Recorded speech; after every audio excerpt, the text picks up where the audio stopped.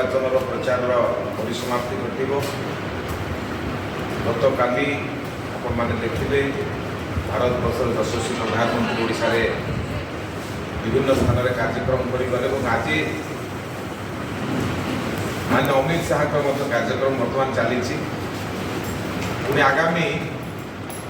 22-23 दुई दिन धरी ओडिशा रे प्रचार आहरी जोर धर जो भाव में ओडिशा रे विजु जनता दलर नेता माने रत्न भंडार हरिलुट्रे संपृक्ति अच्छी जो मानकर जमी आम गोटे कथा अच्छी चोर मचाए शोर से बर्तमान से माने बिड़ी बिड़ी आरंभ कर सरकार तुम पाखे लंबा समय धरिक अच्छी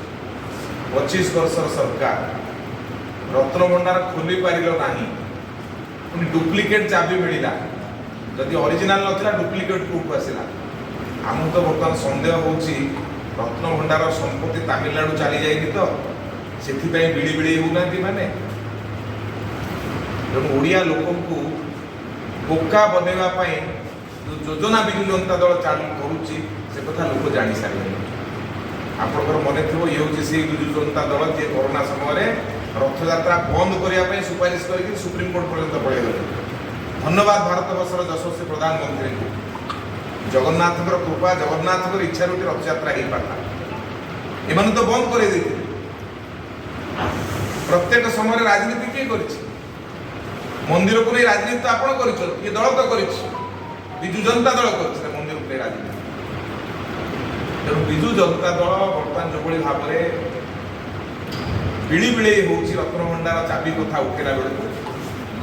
सन्देह आहरी घनीभूत हो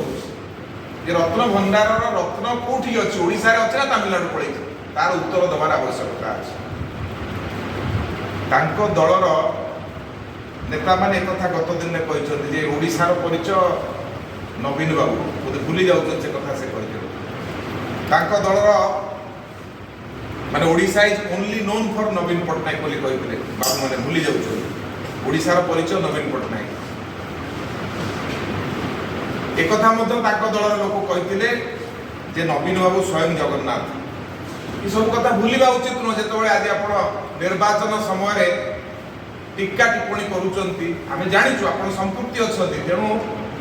घोड़ाई आपण मैंने ये मिछ नाटक कर धरा पड़ा धरा पड़ आगामी दिन में ये लड़ई को आहरी तीव्र करने आगामी 2 दिन धरिक 22 तारिख दिन आमर पुणी हेमंत विश्व शर्मा अरुण गोविल 22 तारिख दिन गस्त अरुण गोविल जी आम रामायण राम थिले तांकर गस्त आपणकर 22 तारिख दिन ओडिशा रे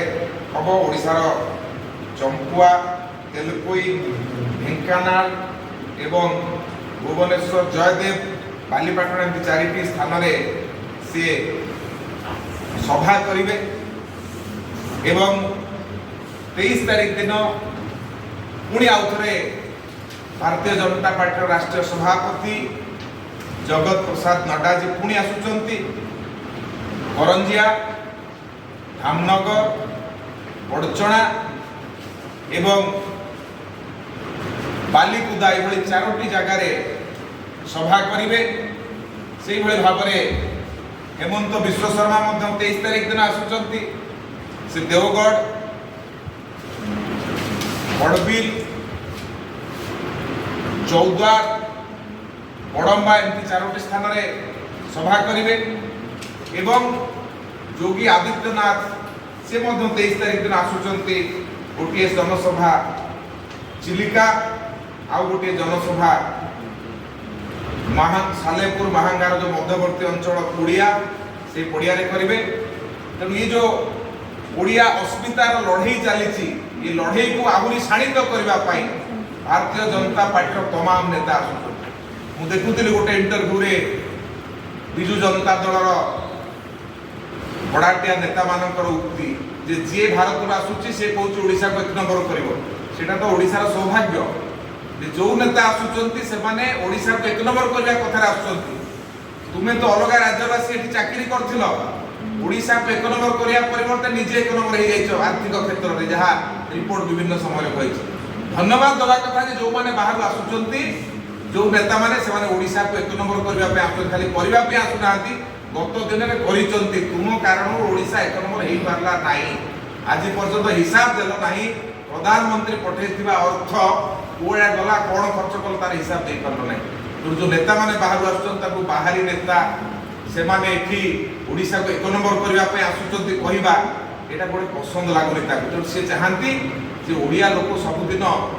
5-6 नंबर हेकि थांतु 1 नंबर होंतुनी तुम आमे ओडिया 1 नंबर होगा को चाहूछु। बीजेपी रो तमाम नेता कहउछन हमको 1 नंबर करिवे आमे ओडिया मध्ये समस्त 1 नंबर होगा राजी। बिजु जनता दल इच्छा नाही ओडिया 1 नंबर हो काहे कि ना शासन करूथवा लोक तो तमिलनाडु आछन से कोबळी भाबे ओडिया 1 नंबर करै देले जदि एते दम थिला निज राज्य रे लढी के देखै थांते एठी आसी कि ओडिया को नीचा देखैबार जो योजना चली जगन्नाथ को ना राजनीतिर जो योजना चलती एथुर निवृत्त रहबा दरकार। भारतीय जनता पार्टी ये लड़ाई को आहुरी तीव्र करिवो ओडिशा रे भारतीय जनता पार्टी रो सरकार हो एथिरे कोनोसी संदेह नाही आहुरी केंद्र नेता मानकर गस्त रहइबो एमानक असल मुखा आहुरी खोलिबो।